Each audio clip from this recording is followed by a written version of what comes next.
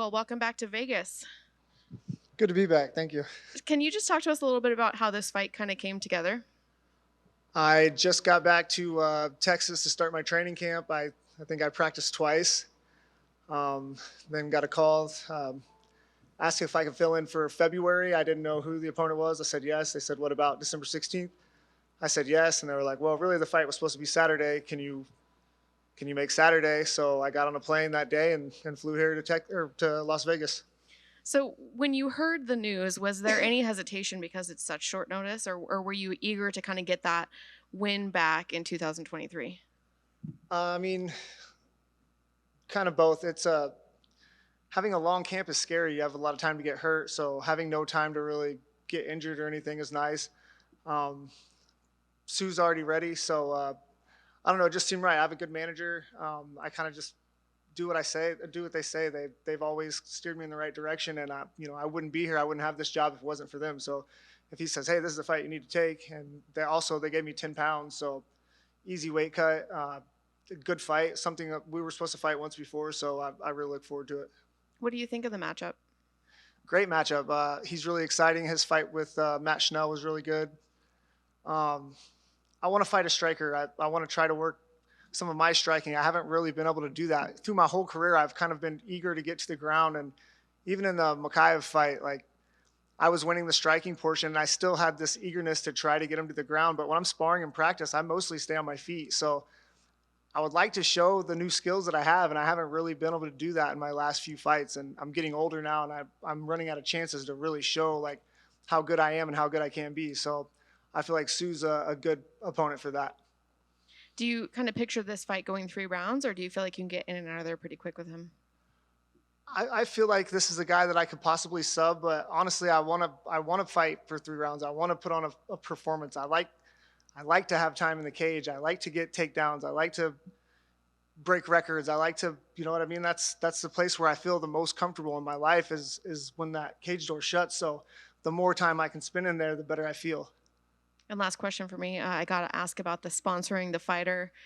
Could you tell us kind of how that went down and what the motivation behind that was? Yeah, Tony actually hit me up and he was like, "Hey man, I just want to reach out and say like I'm married to my wife. I love her so much, and I hate situations like this." So just reached out and was like, pat me on the back, I guess. And then was saying something about trying to get sponsors.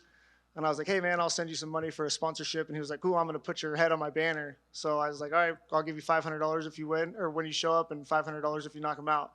So, I mean, he's a good dude. It has nothing like, I don't lose any thoughts over Kevin or anything. And, I wish him the best in his sports. People make mistakes all the time. But Tony seems like a really good guy. And, he's a good fighter. And that fight was fun to watch. So just going off the back of that, was that more about Tony than it was the other situation, or was it? There's a little bit of sweetness if we get a win here too. Yeah, I mean, that's just, I wouldn't want to be the asshole that gives some guy money and puts my face on their banner and then them lose. That's not what I was. But I would have sponsored him anyway. He didn't have to put me on his banner. I just, I don't know. I know what it's like to have to dig for sponsors. I'm just now making money in the UFC. I've been at this game a long time, and I'm finally making good money. So I know what it's like to have to pinch pennies and sleep on people's couches and work while you're trying to train. It's not easy. So if I can help somebody out that is obviously a good dude, a good dad, a good husband, then no sweat off my back. But both you guys typically are flyweights. This fight's at 135. Does it feel like any difference of, normally a lot of times people say, "Oh, there's a difference because I'm fighting up a weight class or anything," but you're still fighting another flyweight. Are there benefits to this, or was this just a matter of it was just about the weight issues? Well, it's nerve-wracking for me because I feel like even though I'm a fairly big flyweight, one of my things that I'm best at is cutting weight. Like if it was a weight cutting competition, I'll win every time. I have no problem. I mean, it's a big problem to make weight, but I always do it. I have a good system. The people at the UFC PI have it down to a science. I just do exactly what they tell me, and making weight is usually one of the things I feel like I'm the best at. So like not having that in the back of my head, like, oh, we both have to make this weight cut. We both have to go through hell and then fight. Like I know I'm good at that. I know I'm good at punishing myself and then going into the fight. So it's a little weird not having to kill myself so much for this one. But I mean, I think it'll make for a better fight, a more exciting fight. And, I could have came in here and made the weight probably, but it wouldn't have been healthy, and I wouldn't want to risk, missing the weight class and not doing what I said I was going to do. So either way, it's going to be tough. I'm still going to have a weight cut. That's just the way it goes. And I just feel like as far as for the fight goes, it's better. We'll both be recovered faster. We'll both be more rested, and we'll both be bigger. What is your typical walk around weight? I vary. 152 to 148 is when I'm healthy and training hard. So it's not too big of a difference. Nah. So, I mean, outside of even just the weight cut, having a short notice fight, are there other benefits that a lot of us on the outside don't really think about? A lot of us watching, I mean, I know a lot of times we talk about, there's no stress. You're not thinking about this fighter opposite of you for 8 weeks or 3 or 4 months. Are there other benefits that we don't maybe think about that a short notice presents? For a guy like me, there's tons of benefits. I'll get in my own head. I have a hard time like watching tape. If I watch tape on my opponent, I only see the good things that they do. And if I watch tape on myself, I only see the bad things that I do. So I'm my own worst critic. Having that time to, make my head bigger about how good this guy is or how I should or try to beat him or not beat him. It's a big advantage. And also I have less time to get hurt. I know I'm not injured right now. I've rested after my last fight. 10-week camp, there's a lot of time to injure yourself, get poked in the eye, get cut. I don't have to worry about that. I know I'm going to get a fight on Saturday. And remind me, speaking of camps, is the current gym Next Generation Yep. MMA? So tell me a little bit about them and what sort of things and benefits that you've learned since you switched over there. It's just different. I was with a really good team. We had a lot of UFC guys in Kansas City, maybe the best room in the world as far as guys my size go. And then things changed and I ended up going to Texas. It was there wasn't 50 guys on the team. You know what I mean? There was 5 or 6 at the time when I got there. Now there's like 14 maybe. There's one captain and everybody else just follows suit. Chris Brennan is the general and everybody listens to him. There's no pecking order. Nobody challenges it. When I'm there, I stay at his house. He lives in a beautiful house and him and his son live there together. His son is, Chris Brennan is like 10 in the world now in Bellator. He's 22, I think. They don't drink, they don't smoke, they don't stay out late, they don't eat bad food. When I go there, all my meals are made for me.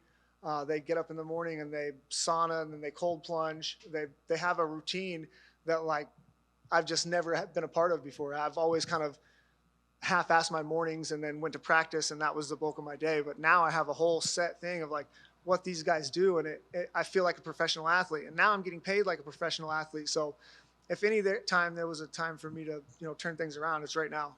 I was going to say that probably helped it feel like you're reinvigorating your career as well with the switch of scenery as well.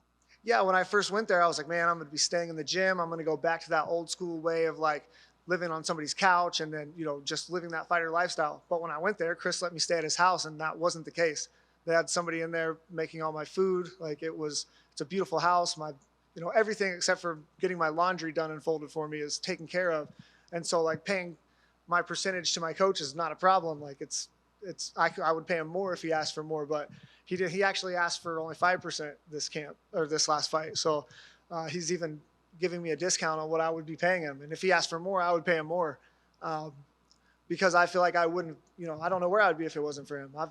My coaching luck has kind of been wishy-washy, but I've had great coaches, and Chris is definitely one of them.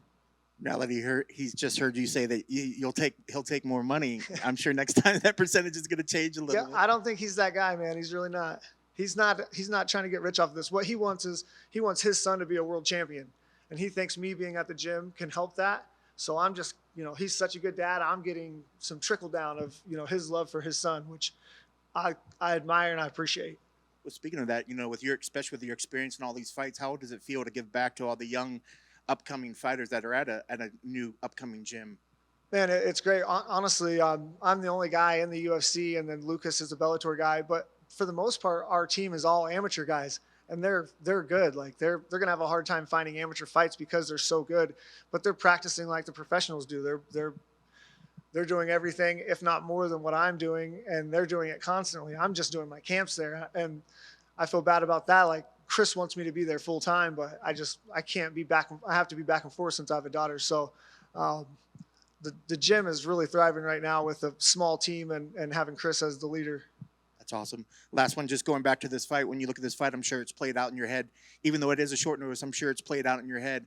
What are your keys to the victory? What needs to happen to make sure that you get your arm raised on Saturday? I mean, we were supposed to fight once before, Back in you know, 2021, right? yeah, he's sharp. He's got good feet. He's heavy-handed. I'm gonna have to also fight a little bit smart, which is, that's not my strong suit. Um, and the smartest way would be take him down and try to get a submission, but I'm not. I'm just not about that right now. I'm trying to show all my skills, and like I said, I want to put a real performance together, and I only have 15 minutes to do that. So I'm just going to stay on him for 15 minutes and try to have fun. That's the most important thing. If I'm having fun, then I'm winning.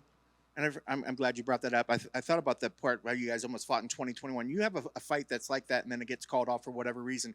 Do you follow those particular fighters? Do you still track them? Have you been tracking his trajectory as well? And do you envision him being a much different fighter now than he would have been back if you fought in 2021? Yeah, of course. I mean, he's been at a couple different gyms. He's not training over in China anymore. He's training with good wrestlers. He trained with Makev for a long time at American Top Team. So I expect him to be a totally different fighter, and I expect him to be big and strong at 135 pounds. I mean, he's taller than me. He's got 6 inches of reach on me. He's going to be a big guy. So it's one of those things in the flyweight division. You kind of follow everybody. That's just now getting big. It's as popular as it's ever been, and I've said that 5 years in a row, but it just keeps getting better. Sorry, I meant to ask: is the wrap on the nose, is that just an aeration breathing? Yeah, just so I can wrap? breathe. Yeah, that's what I thought. I didn't expect it was a cut, but I just figured I would ask just to check. Best of luck on Saturday. Thank you, sir. Hey, Tim. Have you thought more about moving to Texas and having your daughters switch schools, or is it kind of like you're waiting? I mean, I'm lucky that her mother is so great. She also lives in Kansas City, but I already did that once. I left Kansas City and went to Las Vegas when my daughter was 2, just her and I. And her mom allowed me to do that because I could spend all day with her at the gym. I didn't have to put her in daycare. My daughter's never done daycare, or when she went to school for the first time was the only time that she'd ever really been away from me. But I already did that once. I took her to Vegas and tried to make it in the UFC, and we did that. And now she was living with me in Kansas City, and to move and take her away from her mom again, I can't do that. And her mom is so supportive. She would probably allow me to do that, but I wouldn't want to do that to her mom or to Sterling. I wanted to ask about your last fight. I guess what was the biggest lesson you learned from that? And I guess what were the emotions like? Because you were up on the scorecards last round. What were the thoughts on that fight? I thought it was a good fight. I wasn't really in the fight. I felt great. My cardio was fine. The weight cut was good.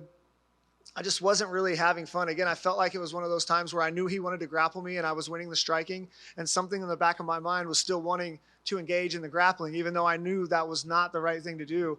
And then by the time I was on the ground, I just assumed that I was down 2 rounds and started getting desperate and got caught in a submission that I've been caught in before. But I was there in that fight. I felt good. Everything was fine. I just wasn't really having fun. It was a weird anxiety fight, and usually that's like my stress-free zone, is to get in there and mix it up with somebody.